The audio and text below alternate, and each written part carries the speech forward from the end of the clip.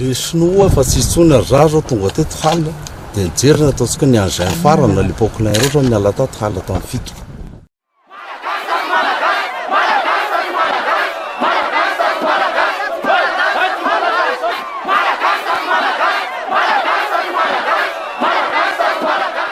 Dia misy kosa ny taratasy misokatra avy amin'ny orinasa Xiongxinmin izay nitrandraka ny tany Soaman manoloana ny resaka mipiasika ny fanalany ny orinasa Xiongxinmin ny entany teny amin'ny toeram-pitrandrahana tany Soaman moa dia manolotra fanazavana ihany koa reto orinasa reto ny zony rehetra ny mahalala ary mahatsapa fa manana didy izy ireo ampitany marina mpanarabavao sy ireo tsy mahalala izay mety ho antony.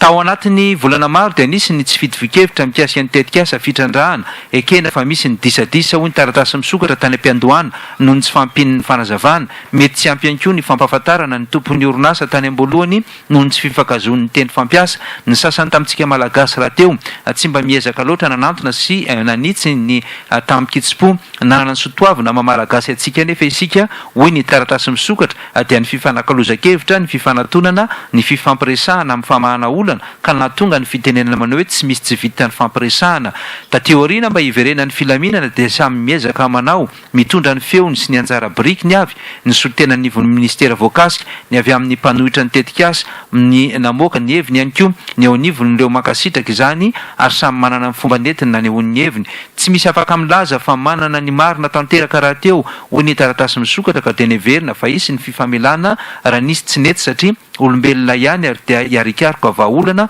ho fampandrosoana ny marina tsy tanteraka nefa izany tany Somamanina rabanjinina tao anatin'ny 2 herinandro ny orinasa Xiongxinmin na dia ny tantana ny teratany sinoaza dia efa mby mana ndraikim-po tamin'ny tanàna Soamamana sy ireo mponina malagasy ao aminy tsara fifandraisana tamin'ny mponina teny an-toerana ary efa vonona ny tanteraka ireo fotodrafitrasa maro ho an'ny fokotahany tsiraray ary ho fampandrosoana ny tanàna sy fanatsarana ny fahampiainan'ny mponina na dia tsy nangatahana tao anatin'ny boky nandraikitra azy izany ho ihany ity taratasy misokatra ity saingy vao nisokatra 20 andro ny orinasa nametraka ny atao hoe base vie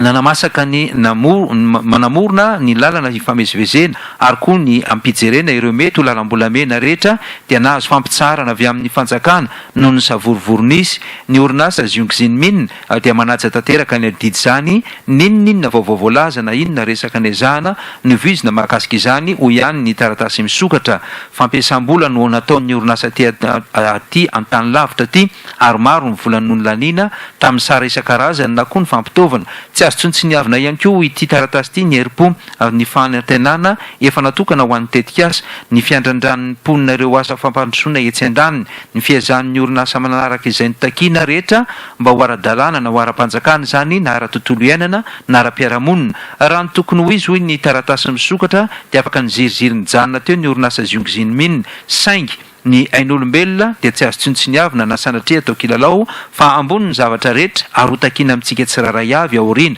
koa taoriana ireo zavaniseho tao anatin'ny 2 herinandro lasa izay nisina raha latsaka sy ratra nisina fampandorona ny tanety sy ny ala ary ny tanindrazana lavareny ka nahatonga ny mponina andro tsy lavoloha isan'alina mba tsy hatateraka ny fikasany ratsy ny olona sasany ho ihany ny taratasy misokatra no soratany ity orinasa ity mikendry anao ny sorona ny raha aminy eo amin'ny toerana dia nandinika ny orinasa ary nanapa-kevitra fa raha hiantoka ny filaminana sy ny fandriampahalemam-pon'ny Somamanina manontolo hiantoka ny filaminana ireo zandry zanaka mianatra anala ny tebiteby ny ray aman-dreny sy ampandroso ny varotra izay asa fitadiavan'olona isaky ny andro alakamisy ny filan'ny sinoa eny an-toerana dia ho tanterahany izany ary ampanginina ny ambopo sy ny fitadiavana tombotsoa manokana izay no mba hanjara birikiny ho fanehoana ny fitiavan-tanindrazana mpiasa malagasy amin'ny orinasa io izay mijoro fa manaja teraka ny teratany malagasy izy ary mora ifandraisana sy fampiresahana ary afaka manamarina izany ny mponina any an-toerana izay mifanerasera ary miezaka hatrany indrindraindrindra amin'ny fanarahana ny lalàna teo am-pamaranana moa izy ireo dia hitondra ny etaetany ka ilaza fa hery lehibe fa efatra eto amin'ny firenena ny asa fanaovan-gazety kinona fa ho ampiasaina hitondra ny fandriampahalemana amin'ny fampirisina ho amin'ny fampidiniana ny fifanakaloza-kevitra ho amin'ny fanitsina ny tsy mety amin'ny tokony ho izy izany rehetra izany dia ho fitiavana ny marina ny tanindrazana dia ny tale général sy ireo mpiara-miasa rehetra moa no nanaosiny izany taratasy misokatra ho an'ny besiny maro fampahafantarana izany. Araka ny taratasy misokatra zany dia rava tanteraka aloha zany ny ala tanteraka ny sinoa araka izay fanambarana nataony fa tsy hanao ny fitrandrahana any Somamanina intsony fa kosa dia